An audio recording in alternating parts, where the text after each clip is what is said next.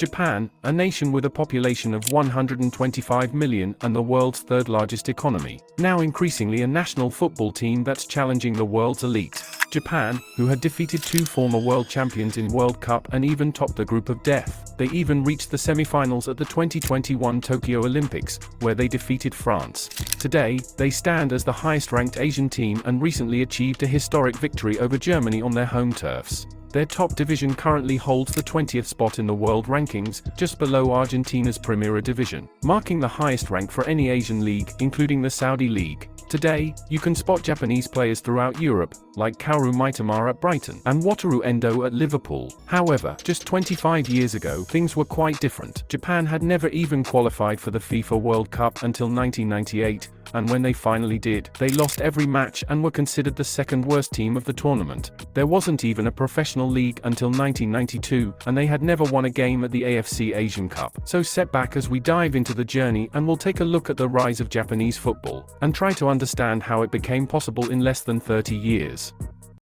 Before 1992, Japan didn't have a professional football league. Instead, they had an amateur league known as the Japan Soccer League, which was formed by corporations. Each team in the JSL represented a corporation like Mazda, Mitsubishi, Nissan, and others. The players were actually employees of these companies and weren't paid as professional athletes. They simply represented their employers on the field. The JSL itself was established in 1965 following the advice of coach Detmar Kramer, who had been sent from Germany to serve as a technical advisor to the Japan Football Association before the 1964 Tokyo Olympics. His recommendation was to create a national league to improve the country's level of play. This initial effort did show some positive results, including a victory over Argentina in the 1964 Olympics and a bronze medal in the 1968 Olympics, where they defeated countries like France and the host nation, Mexico. These successes led to a surge in football's popularity in Japan. However, aside from these achievements, Japan struggled to achieve major success in the sport.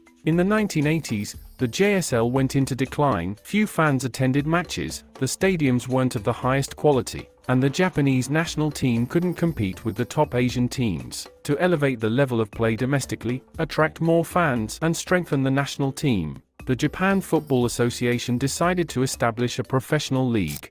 The J-League, a football league in Japan, got its start back in 1992 and officially got going in 1993 with 10 clubs. Right from the beginning, money started pouring into this league. Japan followed the footsteps of other cash-rich leagues by bringing in some aging big-name players like former Inter Milan and Argentina forward Roman Diaz joined Yokohama Marinos, Dragan Stojkovic signed up with Nagoya Grampus, and Salvatore Schillaci, among many others, joined the league. It was an exciting time for Japanese football, with these famous players adding their skills to the mix. But one of the most remarkable signings from overseas was the Brazilian legend, Zico. Back in 1991, Sumitomo Metal, a team in the second division of the amateur JSL, approached Zico. At the age of 38, Zico said yes to the offer, and in his very first season, he became the top scorer in the division with 21 goals in 22 games. This outstanding performance helped Sumitomo secure entry into the new league, known as the J-League. When they transitioned to the J-League,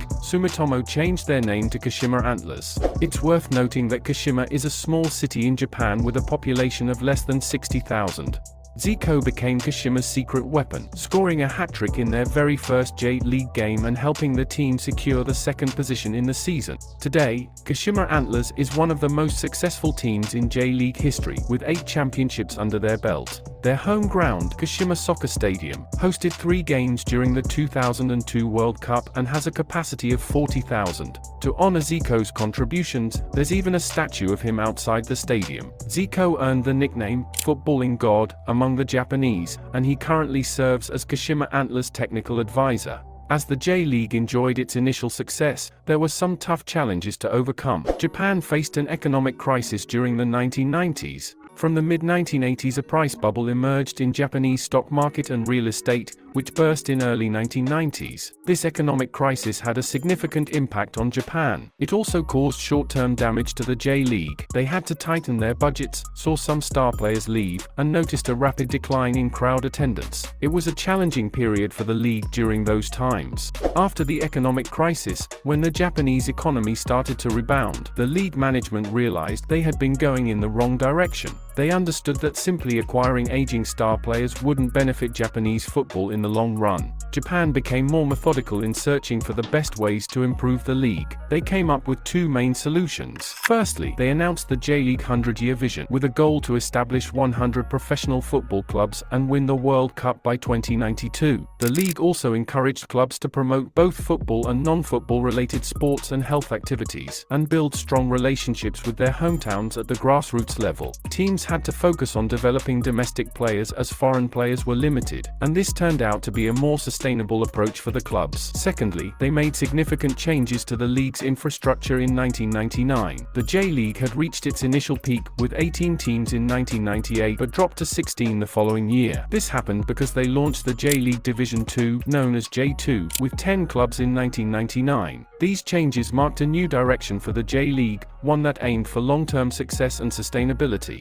At the same time, something big was happening for the Japan national team. They qualified for the World Cup in 1998, marking a historic moment. But there was also an unusual factor contributing to the rise of quality players during this very period. In 1981, a Japanese manga artist named Yuichi Takahashi created a series called Captain Tsubasa. This series followed the football career of Tsubasa Uzura and became one of the most successful manga series ever, with over 90 million copies circulated worldwide. Captain Tsubasa played a significant role in popularizing football in Japan. Even Japan's greatest footballer, Hidetoshi Nakata, mentioned that Captain Tsubasa was one of the reasons he got interested in football. The influence of Captain Tsubasa wasn't limited to Japan. Players like Alessandro Del Piero, Fernando Torres, and Zinedine Zidane have all acknowledged that the series had a major impact on their football development. After their first World Cup appearance, Japan achieved back-to-back victories in the AFC Asian Cup, winning in Lebanon and then China in 2004. In the midst of these successes, Japan co-hosted the 2002 World Cup with South Korea. This event put Japanese football culture on the global stage, with new stadiums built for future use and shining a spotlight on stars like Hidetoshi Nakata and Junichi Inamoto, who had already made impressive marks in the J-League before finding success in Europe.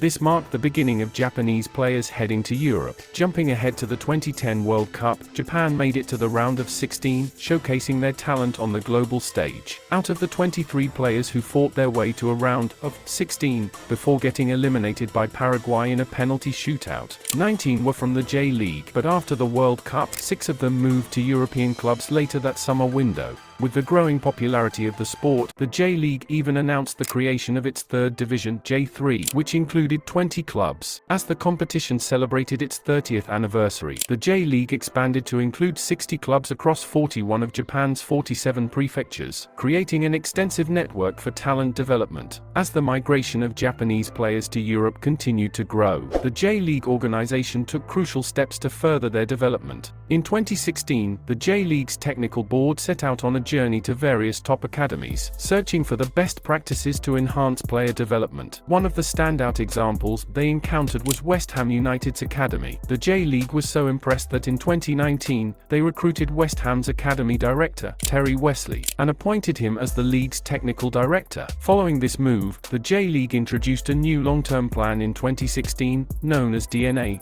which stands for Developing Natural Abilities. This plan aimed to center everything around the player, maximizing their potential and providing proper opportunities for young players to flourish. It's all about nurturing talent and taking Japanese football to the next level. Fast forward to the Qatar World Cup, and the landscape has completely transformed. Out of the 26 players in the squad, an impressive 19 were competing in European leagues. What's even more remarkable is that there were more players representing the Bundesliga than the J-League, which is a noticeable contrast to 2002 when only 4 out of the 23-man squad were playing outside Japan. Clearly, the quality of talent coming out of Japan has seen significant growth in these years. While the development of the domestic game plays a crucial role, the fact that players are making their move to Europe at an earlier stage has undoubtedly been a significant advantage. Takefuso Kubo stands out as a prime example, starting at Barcelona's La Masia Academy just after his 10th birthday, for years later returning to Japan to join FC Tokyo, and eventually getting snapped up by Barcelona's archrivals Real Madrid when he turned 18. Shinji Kagawa also found his way to Borussia Dortmund at the age of 21, after an impressive season with 27 goals in J2 League and only 11 appearances for Japan. Takumi Minamino,